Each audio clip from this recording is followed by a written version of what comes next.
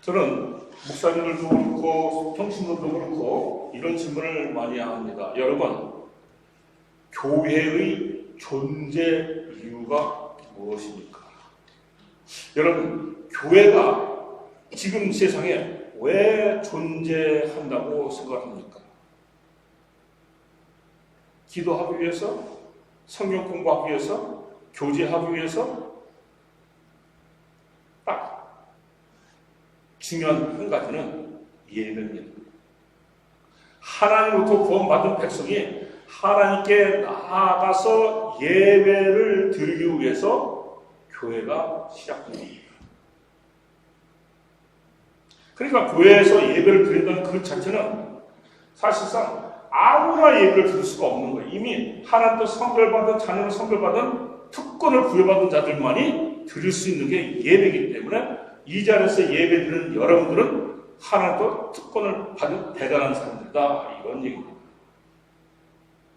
그래서 역사 속에 수많은 우리 믿음의 선진들이 그 특권을 누리기 위해서, 또 교회에서 소명을 받기 위해서 예배를 통해서 하나님과 영적 교제를 하고, 또 예배 속에서 선포되는 그 말씀을 마음 안에 새기고 세상에 나갔던 것입니다.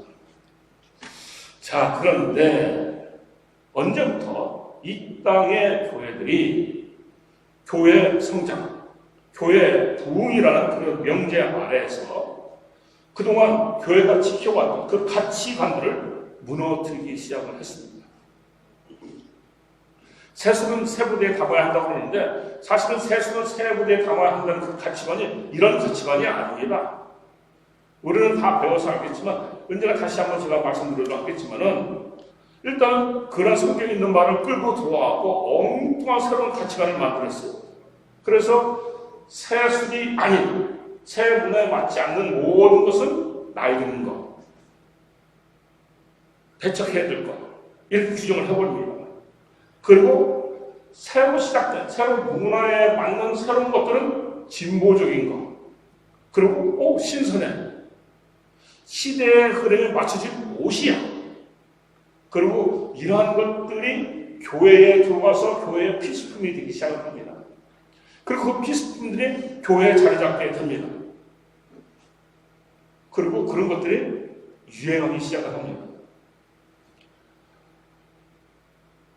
여러분, 이러한 패러다임이 예배를 하나님께 올려드리는 것이 아니라 인간을 즐겁게 하는 엔터테인먼트로 발전하게 만든 것입니다.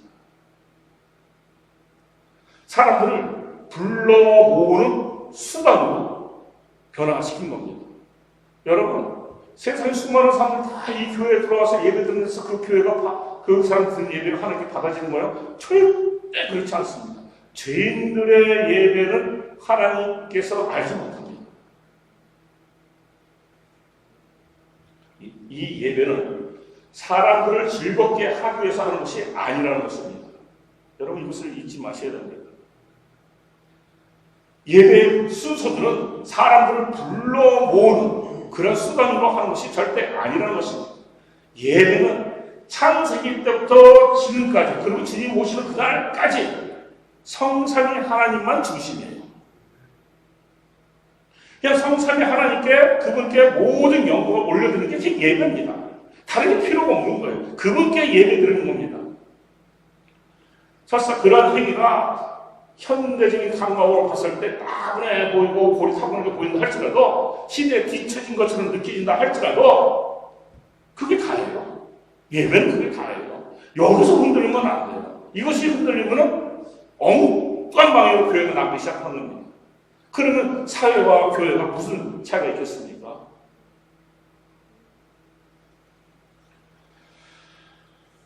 자, 그러면 어떻게 예배를 드려야 하는가?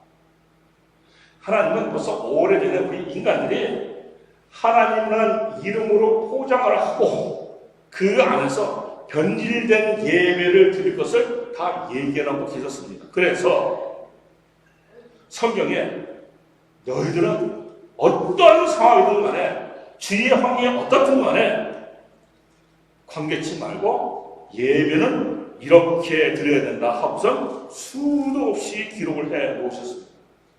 그래서 오늘부터 시간이 나는 대로 하나님이 기록해 놓으신 예배의 본질, 어떻게 예배를 드려야 하나님 기뻐하는 예배인가, 이것을 하나씩 찾아보려고 합니다. 자, 오늘의 말씀이 우리 같이 한번 일어나서 히브리서 11장 4절 말씀 한번 같이 한번 읽어보도록 하겠습니다. 히브리서 11장 4절.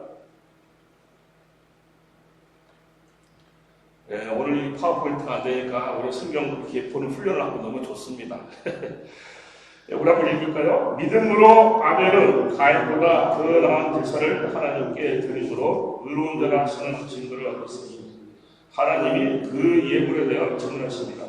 그가 죽었으나 그 믿음으로써 지금도 말하느니라. 아멘 하시기 바랍니다. 하나님께서 창세기 가장 처음에 그 예배에서 기록했는데 가인과 아벨의 그 예배를 기록해 놓았어요. 그리고 하나님 뭐라고 말씀하세요? 그 두 사람을 통해서 나는 이런 예배는 받고 이런 예배는 받지 않는다라고 딱 말씀하셨어요. 그러니까 가인과 아벨이 드린 예배를 딱 보면은 내가 하나님께 상납되는 예배를 드리려고 하면은 나는 이렇게 예배를 드려야 되는구나 알 수가 있는 것입니다. 요 히브리서 11장 4절에 보면은 세 가지로 요약이 됐습니다. 아벨은 가인보다 더 나은 제사를 드렸다. 두 번째는 두 사람이 예물이 증거하고 있다. 세 번째는 아벨은 죽었지만 지금도 믿음으로 말하고 있다. 이 세 가지예요.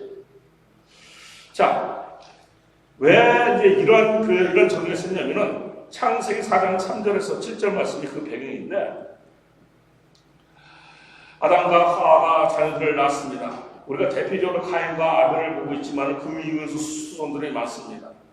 근데 가인과 아벨이 이제는 커갖고 각자 독립해서 이제 하나님께 나가서 예배를 드리게 됩니다. 근데 가인은 뭐 하는 사람이요? 농사 짓는 사람이에요. 농사 짓는 사람이 자기의 수확물로 하나님께 예배를 드렸습니다. 제물을 해갖고 이제 제사를 드린 거죠.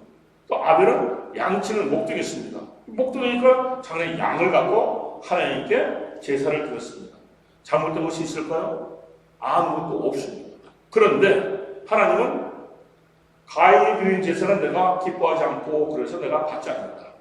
근데 아벨이 드린 예배, 그것은 내가 기쁘게 받겠다. 이렇게 말씀하신 거예요. 왜 그랬을까? 결론적으로 말하면 가인은 자기 중심적인 예배를 드렸다는 것입니다. 그러니까 자기 중심적인 예배를 드린다고 하면 그 사람은 예배를 드리는 것이 아니라 하나님께 상납되지 않은 헛된 예배를 드리게 되는 것입니다. 성경에 그러면 가인이 자기 중심적인 예배를 드렸다는 게 어디 있습니까? 기록 다 해놨어요. 그래서 우리가 원어를 보는 겁니다. 창세기 4장 3절에 가인이 자기가 농사 지은 그 수확물로 제물로 해서 하나님께 예물을 제사를 드렸는데, 가인이 올려드린 그 소산물을 페리라고 기록했습니다. 이 페리라는 뜻은 열매, 소출됐다 이거죠. 자기가 일해서 그 소출을 얻었다. 그 소출을 올려드렸다. 이런 겁니다. 그러니까 가인이 농사 짓는 사람으로서 농사를 져서 호박을 드릴 수도 있고 뭐 다른 그 채소를 드릴 수가 있는 것입니다. 이런 거는 문제가 되지 않는데, 성경은 가인이 드린 제물을 단수로 표시해놨다는 것입니다. 단수. 이게 뭐예요? 가인이 하나님께서 은혜를 베푸셔서 풍성한 수확물을 주셨는데 그 수확물 중에서 아주 소량만 드렸다는 거예요.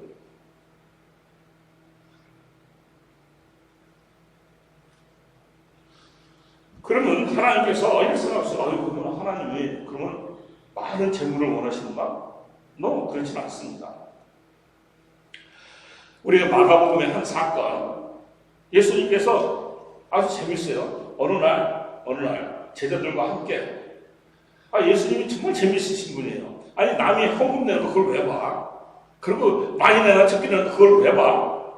그 이유는 가르쳐 주려고. 자, 예수님하고 제자들이 이제 당시에 초대교회는 뭐 지금 우리가 이렇게 우리도 저렇게 해하고 있지만 들어오면서 헌금합니다. 따로 지금처럼 이렇게 헌금을 걷는 그런 건 없었어요. 그런 건 없었어요. 들어오면서 헌금을 했습니다. 그러니까 누가 헌금을 하는지 안 하는지 뒤에 있으면 다 볼 수가 있는 거예요. 그래서 예수님 이렇게 제자를 보고 있었는데 부자들이 이제 헌금을 이제 뭐 이렇게 좋은 옷을 입고서 헌금을 했습니다. 근데 어떤 과부가 헌금을 했는데 두렛돈을 한 거예요. 두렛돈을 냈더니 동전인데 여러분들 그게 그 헌금이 그 통에 동전이 떨어지는 소리가 날까 안 날까? 나죠. 호로가 떨어지는 소리하고 다임이 떨어지는 소리가 같을까 틀릴까요? 예수님은 기도 밝아. 그 조그만 동전 두 개가 딱 떨어져 두렛돈이야. 두렛돈은요 정말 당시에 보면은 두렛돈이 뭐 한 고드란트다. 근데 참새 한 마리의 가격이 두 고드란트다. 그러니까 참새 한 마리가 두 고드란트인데 과부는 한 고드란트 했으니까 참새 반 마리 가격을 한 거예요. 그러니까 얼마나 적은 헌금을 했겠어요. 네, 적은 헌금이에요. 그런데 예수님께서 제자들에게 말씀하시기를 우리가 보기에 가장 적은 헌금을 한 이 과부인데 예수님이 이 과부의 헌금이 그 어느 누구보다 많이 했다 이렇게 말씀하시는 거예요. 그 이유가 뭐냐면 다른 사람들은 많은 것에서 얼마씩을 떼어냈지만 과부는 가난한 가운데서 자기가 가진 생활비 전부를 넣었기 때문이다. 하나님이 재물을 보는 가치관은 거기 있는 겁니다. 많은 것에 작은 것이냐? 지금 가인의 문제가 뭐야? 많은 것에서 작은 것을 든 것이 문제가 됐잖아요. 여기서도 마찬가지예요. 부자들이 많은 것에서 작은 것을 냈어요. 물론 과부가 낸 것보다 더 많죠. 그런데 과부는 뭐예요? 자기가 가진 생활비 전체를 들었다는 거예요. 우리가 볼 때는 작지만 그 생활비 전체라는 거예요. 이게 한 50센트 정도 됩니다. 50센트. 그러니까 50센트가 두 개짜리, 50센트 두 개를 쓰니까 일부 헌금한 거예요.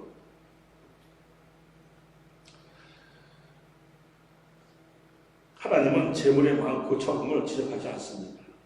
하나님은 항상 재물을 드리는 그 사람의 마음을 살피시는 분입니다.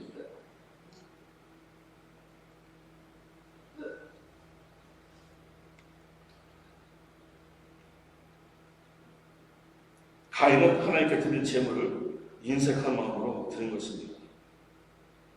오래전에 저희 교회 이렇게해서 이제 좀 있다가 저희 집에도 계셨다가 이렇게 다른 데로 이사 가신 분들이 있습니다. 시애틀로. 그분들이 여기로 이사 왔을 때 정말 힘들었어요. 가난했어요. 그런데 새벽제를 매일 싸우면서 얼마나 열심히 하나님을 찬양하고 섬기는지 그분들이 이제 시애틀로 이사가 저는 여기서 같이 살려고 하는데 그분이 참 남편이 머리가 참 비상해요. 그래서 우리 교인들이 그 당시 좀 많이 있었는데 자비 없는 사람들 많으니까 제가 하나 얻을 체인스토어를 해서 백화점에 다 장사하게끔 합시다. 막 이렇게 번쩍번쩍하는 아이들 막 내시는 분이었어요. 그래서 같이 뭐 가보기도 하고 그리고 뭐 조지메스도 가보고 막 같이 다니기도 했어요. 정말 그 사람 말들을 하면은 한 달에 만불 버는 건 잊히더라고요. 그런 것이 들어오고. 어쨌든 그런 얘기하는 가운데 이번 시애틀을 가시고 한 3년 정도 지난 다음에 저를 초청을 해서 가보니까 시애틀의 가장 큰 프린트샵, 인쇄소는 다 그분 소유예요. 그 12개. 엄청나요. 기계 하나 50만 원. 엄청나죠. 아니 그분이 그 3년 전에 쩌리하게 가난해갖고 그 일부러 헌금 쩔쩔하고 이러던 분이 없어. 그분 가진 생활비 전부였어요. 그런데 그렇게 된 거죠. 지난주에 저희 집에 방문하셨어요. 월요일날 제가 주일날 저기를 갔었잖아요. 근데 주일날 오늘 여기 도착했다고 도착했는데 바로 볼티모어 도착했는데 목사한테 인사드리러 먼저 오겠다고 그러는 거예요. 그것만 들어도 감사한 거예요. 근데 제가 없으니까 그래서 그 다음날 저희 집에 이제 와서 이제 만나서 얘기하는데 너무나 놀라운 축복을 많이 받았어요. 하나님께서는 다 기억하고 계신다는 것이죠. 얼마나 성실하게 하나님 앞에 나오는지.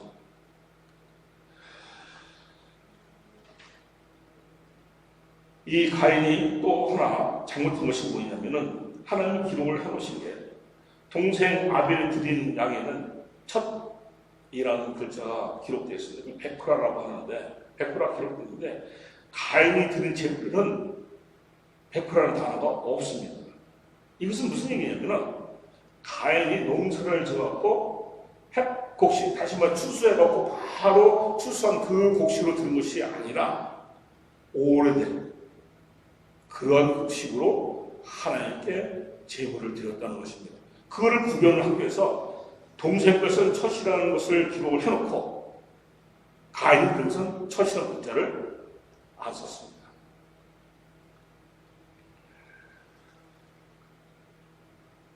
가인은 하나님을 의지하는 생활을 할 것이 아니라 자기 것을 쌓아놓고 그것을 의지하면서 세상을 살아가는 사람이었습니다. 그래서 이 가인이라는 이름도 소유, 작사, 찌르는 수법 이런 뜻이 갖고 있어요. 그 이름대로 소욕이 강했던 사람이야. 이 세상 살아가는데 뭐니 해도 내 손에 친 이 모니가 최고예요.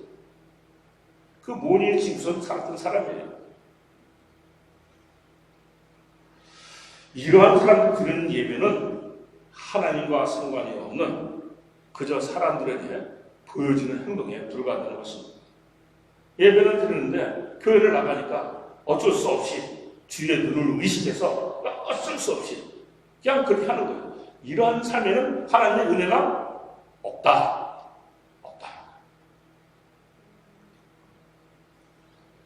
예배를 드릴 때마다 자신의 삶을 돌아보고 잘못된 것을 바로잡고 늘 새로운 마음으로 드려야 하는데 자신의 중심에 하나님보다 자기 자신이 자리 잡고 있으니까 그게 안 보이는 거죠. 그렇게 할 수가 없는 겁니다.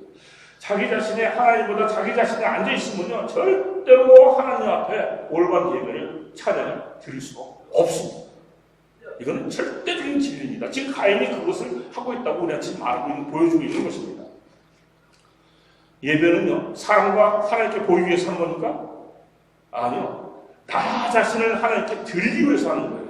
보이기 위해서 하는 것이 아니에요. 예배의 시간은 뭐예요? 내 모든 것을 하나님께 드리는 시간입니다. 예배의 시간은 하나님의 영광을 그래서 만나는 시간이에요. 내 모든 것을 드렸을 때 하나님의 영광을 만나게 되는 겁니다.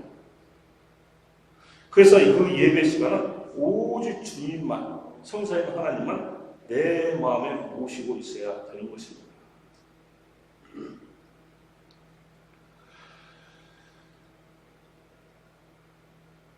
예수 그리스도께서 우리의 죄를 사해 주시기 위해서 우리 죄를 다 끌어안고 십자가에서 죽으셨습니다. 그러므로 우리는 죄 씻음을 받아서 하나님께 각자가 나가는 제사장이 됐습니다. 엄청난 축복이고 그렇게 예수 그리스도까지 시작시키면서 어디 그 제사장 자리인데 왜 그 앞에 하나님 앞에 나가면서 그 십자가에서 죽었던 자기를 다시 끌어서 안고 하나님 앞에 나갑니까? 세상에 그것처럼 바보 어디 있습니까?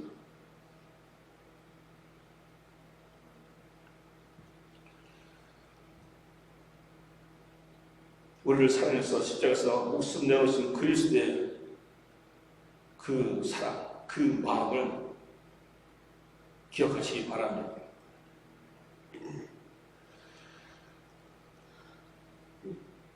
그것을 기억하고 내가 어제보다는 오늘도 새로운 사람으로 되어서 살아가겠다는 그런 마음을 가졌을 때에 우리가 드리는 그 예배는 믿음이 드러나는 하나님이 기뻐하는 예배가 되는 것입니다. 그런 예배를 드리는 성도들 되시길 바랍니다. 그러면 아벨은 어떻게 제사를 드리기에 하나님이 기뻐했을까? 아벨은 시순이나 하나님 중심적인 예배를 드렸습니다. 아벨이 드린 제물, 제가 아까 말씀드렸죠. 아벨이 드린 제물은 베쿠라, 첫 제물, 첫 새끼. 이게 이스라엘에서 처치라는 것은 장자권을 의미하는데 그래서 상당한 의미가 있습니다. 장자라는 것은요 그 모든 종족의 또 가족의 대표입니다. 그래서 이스라엘에서는 말이죠 우리나라도 그렇지만 장자들에게는 차나보다 유산을 주고 차나보다 유산을 2배를 줍니다. 왜냐하면 장자가 그만큼 책임감이 있기 때문에 가족을 책임져야 되기 때문에.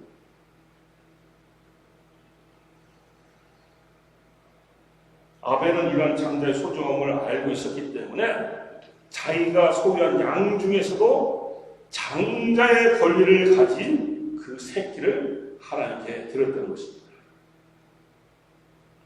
자기가 소유하고 있는 것 중 가장 귀한 것을 하나님께 드린 겁니다. 그리고 아벨은 또 하나가 더 있습니다. 헤레브를 드렸다. 이렇게 기록되어 있어요. 헤레브가 뭐예요? 가장 상능의 부분, 세상에 기름이 있는 가장 살찐. 그런데 여기를 복수로 기록했어요. 가인은 단수로 기록했죠. 많은 것은 작은 거. 그런데 아벨은 복수로 기록했어요.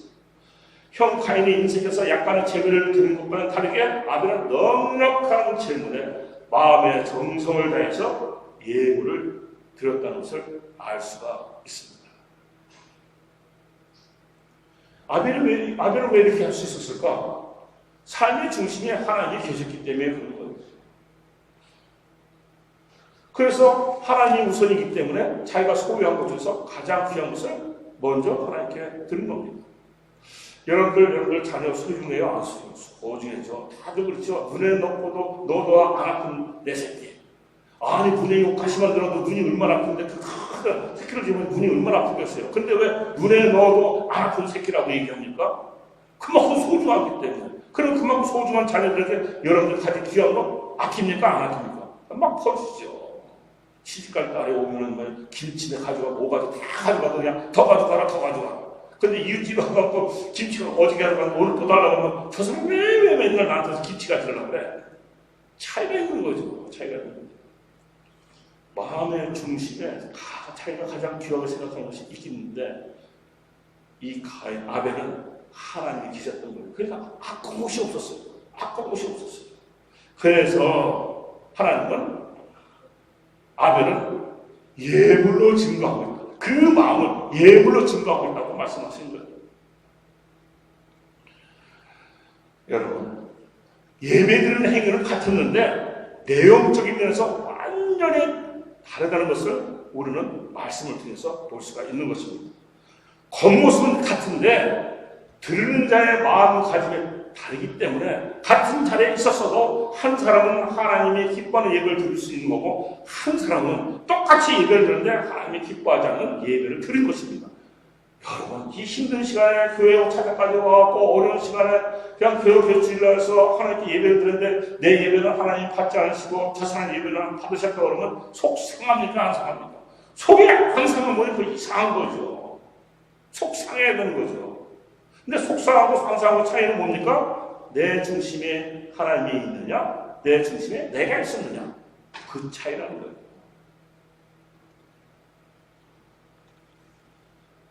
가인은 하나님께서 주신 삶을 자신을 위해서 살았던 사람이에요. 그런데 아벨은 하나님께서 주신 삶을 누구를 위해서 살았어요? 하나님을 위해서 살았던 사람이에요. 지금 예배자의 자세에 대해서 지금 하나님 말씀하고 계신 거예요. 자신이 중심이 되어 사는 사람들은요, 하나님 주신 그 십자가 무겁다고 버립니다. 근데 하나님 중심으로 살아가는 사람들은요, 하나님께서 주신 그 십자가를 감사함으로 생각합니다. 아, 하나님 저에게 이런 은혜를 베푸십니까? 자신이 중심이 되어 살아가는 사람들은요, 하나님께 예배드릴 때 찬양할 때도 자신의 모습에만 집중합니다. 저는 그 많은 집회를 다니면서 이런 찬양하면서 예배들을 너무나 많이 봤어요. 무슨 화장을 그렇게 짙게 화장하는 시간이 그걸 화장하는데 하나님과 물론 이쁘게 하는 건 좋지요. 네? 하나님 중심으로 살아가는 사람들은요, 하나님께 예배할 때 하나님에 집중합니다. 그래서 뭐예요? 찬양 들어가기 전에 기도해요. 기도합니다.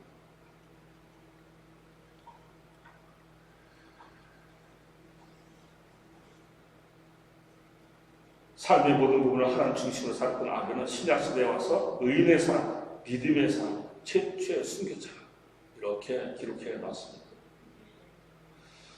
저는 우리 성도들이 종교인의 그런 예배가 아니라 의에 줄고 목마른 신앙인에 대해서 진실된 마음으로 하나님께 예배드리는 그런 예배자가 되기를 바랍니다. 그래야만이 하나님께서 주시는 은혜를 여러분이 갖게 되는 것입니다. 여러분들이 준비가 안 돼 있으면요, 준비가 안 됐으면 제가 마타라에 대해서 말씀드렸죠. 왜 가나안 땅을 젖과 꿀이 흐르는 땅이라고 얘기했습니까? 그거는 뭐라고 했어요? 하늘에서 내려주는 그 비를 흡수하는 땅이라고 했어요. 그러니까 가나안 땅에 살면서 하나님께서 주시는 그 은혜를 받고서 살아가야 되는데 그 은혜를 받을 사람들은 뭐예요? 마음밭이 준비되어 있어야 된다는 거예요. 그 은혜를 받을 수 있는 마음밭이 준비되어 있어야 된다는 거예요. 마음밭이 준비되어 있는 사람은 하나님 내신 그 은혜 한 가지 한 가지를 기쁘게 생각해서 축복의 삶을 살아가지만 마음밭이 준비되어 있지 않은 사람은 하나님 아무리 은혜를 내려도 그게 은혜인지 모른다는 거예요. 젖과 꿀이 흐르는 땅의 핵심이 바로 거기에 있습니다. 내가 예배자라고 한다면 내가 이 안에서 예배 드려서 하나님께 은혜를 받아야죠. 내가 하나님께 은혜를 받으려고 하면 어떻게 되겠습니까? 내 중심에 하나님만이 가득 차 있어야 되는 것이죠. 그래야만이 하나님께서 내리신 그 은혜 한 가지 한 가지를 내 안에 살아계신 그 영을 놓치지 않고 나한테 전달을 하게 되는 겁니다. 그런 것으로 말미암아 나는 은혜를 받게 되는 것입니다. 예배를 드릴 때마다 하나님 내리신 은혜를 만나고 누리시는 성도들 되시길 바랍니다. 제가 말씀을 정리하는데 이스라엘 왕국 말기에 이스라엘 왕국 말기라는 것은 무슨 의미도 있죠. 아, 이스라엘을 막는구나. 그때 아수르라는 나라가 쳐들어옵니다. 그때 아수르라는 나라가 쳐들어왔을 때 이스라엘이 여기 있으면 아수르가 일부예요. 지금 시리아 땅입니다. 시리아하고 이쪽 웨스트 방향으로 가고 여기 이제 쳐들어오는데 여기서 이 사람들이 쳐들어왔을 때 이 이스라엘 사람들이 이길 수 있는 방법이 한 가지가 있었어요. 그런데 이 사람들이 그 이길 수 있는 방법을 선택하지 않고 애굽한테 연락을 합니다. 그래서 애굽의 군사들을 끌고 와갖고 아수르를 대적하려고 하는 거예요. 요즘으로 보면 타당해. 그래서 이렇게 전쟁을 하면 힘 있는 나라의 군사를 데리고 오고 무기를 갖고 와갖고 대적을 해야 돼. 맞는 말이에요. 이스라엘 사람은 그렇게 선택을 한 거예요. 그렇지 않아. 그런데 졌어. 그래서 학폭으로 잡혀갔어요. 그렇게 했는데 그럼 이 사람들 어떻게 선택했어야 되느냐? 그런 아수르라는 나라가 쳐들어왔을 때, 큰 나라 쳐들어왔을 때 이 사람들 누구예요? 하나님의 백성들이에요. 하나님 앞에 나가야 되는 거예요. 하나님 앞에 나가서 무릎 꿇고 우리가 어려움에 처했습니다. 하나님 도와주세요. 우리가 하나님의 백성 아닙니까? 그러면 하나님의 권능이 그들에게 나타나서 이 아시라를 무너뜨리고 그리고 나서 오히려 그 나라를 정리했을지도 모릅니다. 그런데 이 바보들이 그 세상적인 방법을 선택한 거예요. 그게 왜 그렇게 했느냐? 이사야 1장 2절에서 10절의 기록이 이렇게 되어 있습니다. 하늘아 들으라, 땅아 귀 기울여라. 여호와께서 말씀하셨더라. 내가 자식들이라고 기르고 키웠으나 그들이 나를 거역했더라.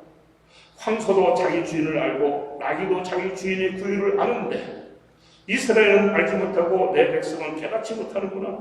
아, 어긋나버린 민족, 죄악을 지은 백성, 악행하는 종자, 악한 자식들, 그들이 여호와를 저버렸구나. 그들이 이스라엘의 거룩하신 분을 경멸했구나. 그들이 완전히 등을 돌려 남이 되어버렸구나. 왜 너희는 계속 반역해 매를 더 맞으려고 하느냐? 머리는 온통 병들었고 마음은 온통 혼미해졌구나. 발바닥부터 머리까지 성한 곳이 없구나. 상한 것과 먹는 것과 새로 맞은 상처뿐 짜내고 싸매고 기름으로 상처를 가라앉히도 못하겠구나. 너희 땅은 황폐해졌고 너희 성들은 불태워졌다. 너희 땅은 너희 눈앞에서 이방 사람들에게 삼켜졌으며 이방 사람들에게 파괴단처럼 폐허만 남았다. 무슨 얘기입니까? 이 사람들이 그러한 결정을 하게 된 이유는 뭐냐면 하나님을 알지만 하나님과 동행하는 삶을 살지 않았기 때문에 그런 결정을 하게 됐다는 거예요. 그래서 망했다는 것입니다. 우리는 하나님의 백성이죠. 그럼 어려움을 겪었을 때 어디로 나가야 됩니까? 하나님 나가야 되는 거예요. 무조건 하나님께 나가야 되는 거예요. 하나님의 해결해서 나는 급하지만 내 시간은 급하지만 빨리 해결해야 되는데 하나님이 해결해 주지 않는다 할지라도 기다려야 되는 거예요. 기다려야 되는 거예요. 이 사람들이 그렇게 하나님을 떠난 삶을 살고 있었으면서도 이 사람들이 이 주일날 되면 그 당시 요즘 말로 주일이죠. 예배 때가 되면요 제물을 준비해서 하나님께 예배를 드렸을까 안 드렸어요? 드렸어요. 예배를 드렸어요. 그런데 하나님께서 이렇게 말씀하셨습니다. 이사야 1장 11절 14절 너희 수많은 제물이 나에게 무슨 소용이 있느냐. 누가 너에게 그런 것을 가져오라고 하느냐. 너희는 내 마당만 밟을 뿐이다. 너희는 무가치한 제물을 더 이상 가져오지 말라. 여러분, 이 세상 모든 것이 다 하나님 것인데 우리가 가져온 뭘 얼마큼 가져가겠습니까? 우리가 가져갈 것은요 우리의 마음입니다. 하나님과 가득한 그 마음이에요.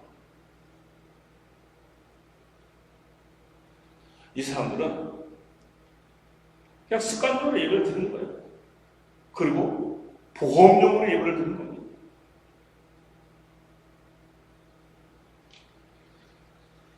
하나님의 마음의 중심에서 하나님을 떠난 백성들이 드리는 예배는 아무리 성대하고 값비싼 제물을 드린다 할지라도 그냥 가정스럽게 여기신다고 말씀하셨어요.